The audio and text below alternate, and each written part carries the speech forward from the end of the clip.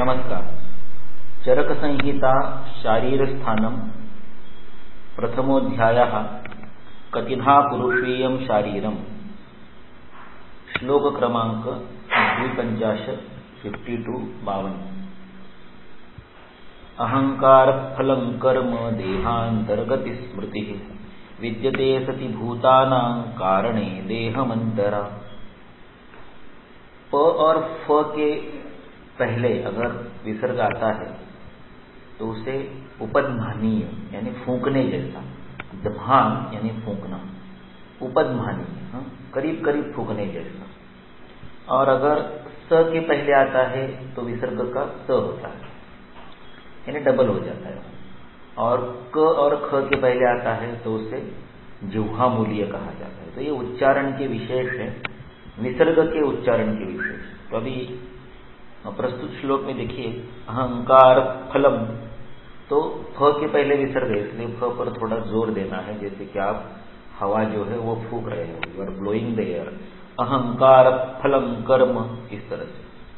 अनुस्वार के उच्चारण के कुछ नियम हैं कि अनुस्वार के बाद जो भी व्यंजन आ रहा है उस व्यंजन के वर्ग का जो अनुनासिक होता है उसका उच्चारण अनुस्वार का होता है। अभी जैसे फलंग के बाद कर्म आ रहा है तो क वर्ग का अनुनासिक जो है वो क ख ग घ ङ है। अंग्रेजी भाषा में अनुस्वार के दो ही उच्चारण हो सकते हैं, या तो न या म, एन या एम। लेकिन संस्कृत में 6 उच्चार होते हैं, यानी क वर्ग का, प वर्ग का, इस तरह से 5 जो वर्ग है क च ट त प, इनके उन वर्गों के अनुनासिक, यानी क वर्ग के लिए ङ, जैसे अंक, पंख, शंख, अंग, जांघ, इस तरह से ये क वर्ग का अनुनासिक होता है। च वर्ग के लिए ञ, पैंच, मंजन। फिर त वर्ग के लिए न, दंत, कुंद, इस तरह से। ट वर्ग के लिए ण, कंठ, इस तरह से। तो ण कब आएगा, न कब आएगा? तो ये त वर्ग होगा तो न आएगा, ट वर्ग होगा तो ण आएगा। और प वर्ग के लिए म, इस तरह का अनुस्वार होता है, कंप, इस तरह से, दंभ, इस तरह से। तो अनुस्वार के बाद जिस व्यंजन का वहां पर उपस्थिति है उस व्यंजन के वर्ग का अनुनासिक अनुस्वार के रूप में उच्चारण करना है। अभी क्या होता है कि क च ट त प के अलावा और वर्ण बाकी है, जैसे श, श, स, ह। इनके पहले अनुस्वार आता है तो उसका औं इस तरह से होता है, जैसे सिंह, है ना, दंश, अंश और संयम। तो वहां पर अनुस्वार का अलग ही संकेत है। तो इस तरह से अनुस्वार के उच्चारण के 6 विधियां आपको संस्कृत भाषा में मिलती है। तो यहाँ पर देखिए, फलम के बाद कर्म आया है इसलिए म आएगा, जो वांग्मय में होता है। वैसे अहंकार फलम कर्म, ऐसे म नहीं बोलना है, अहंकार फलम कर्म, इस तरह से होता है। तो ये जो उच्चारण आप अगर शुद्ध रूप में करेंगे तो ये जो सारे श्लोक है संहिताओं के, ये मंत्रों की तरह काम करते हैं, क्योंकि उच्चारण में ही शक्ति है। जैसे जैसे आप इनको रोज उच्चारण करते जाओगे वैसे इन श्लोकों में शक्ति नहीं आती है।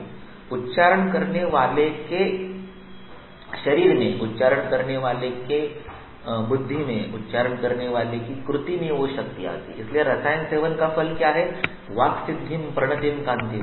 अभी वाक सिद्धि, प्रणति और कांति ये तो दोष धातु मूलों से एक्सप्लेन होने वाले गुण है नहीं ना।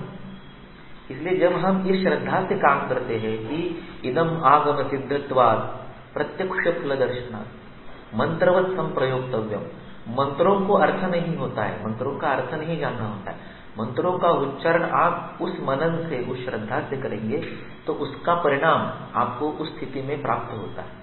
तो अगर हम हमारी संहिताओं को मंत्र मान के उनके उच्चारण का शुद्धतम प्रयास करें तो हमारे शरीर के अंदर उस प्रकार की सामर्थ्य का उदय हो जाता है। इसलिए वो श्रद्धा से काम किया। अभी जिनको श्रद्धा नहीं है वो किसी भी तरह से उच्चारण करे, उसका फल उनको किसी भी तरह से प्राप्त हो, वो अलग बात है। हम जिस अध्याय को पढ़ रहे हैं ये अध्याय दोष धातु मल पंचमहाभूतों से ऊपर है, इसलिए जिनको इस प्रकार की रुचि है, श्रद्धा है, उनके लिए मैं बता रहा हूँ। देखिए श्रद्धा एक बुद्धि के परे का विषय है, इसलिए भगवान श्री कृष्ण ने कहा यो यत् श्रद्ध स एव सहा, जिसकी श्रद्धा जिस प्रकार की होती है उसको मैं वैसे ही बनने के लिए सहाय करता हूँ। यो यो याम याम तनुम भक्त श्रद्धया अर्चितुम इच्छति तस्य तस्या चलाम श्रद्धाम ताम एव विदधाम्यहम्। जो जो जिस जिस तनु को, क्या है, जिस जिस वस्तु को, जिस जिस भाव को श्रद्धया अर्चितुम, श्रद्धा से पूजना चाहता है, उसकी श्रद्धा उसी में स्थिर हो जाए, ऐसी उसको बुद्धि देता हूँ। ताम एव विदधामि अहम। यानी अगर आप नास्तिकवाद में श्रद्धा रखना चाहते हो तो भगवान आपकी श्रद्धा नास्तिकवाद में ही दृढ़ करेगी।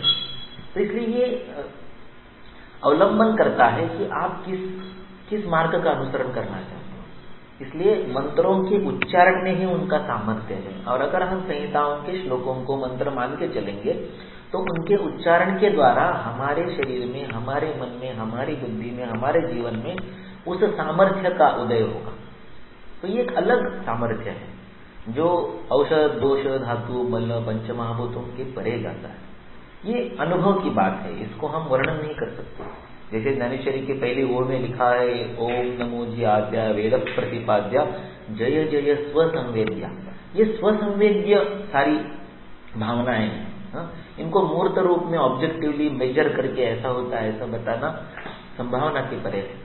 इसलिए इनकी अनुभूति के लिए उच्चारण का जो रुद्रम दर है उसको प्राप्त करने का प्रयास कीजिए। इसलिए सुश्रुत ने अध्ययन की विधि की पहली सोपान की जो ये प्रारंभ की स्थिति है वो लिखी है वाक् सौष्ठवे। वाक् सौष्ठव का मतलब क्या है? शुद्ध उच्चारण। इसलिए इस श्लोक के निमित्त से मैंने आपके सामने अनुस्वार और विसर्गों के उच्चारण का एक सामान्य संकेत प्रस्तुत किया।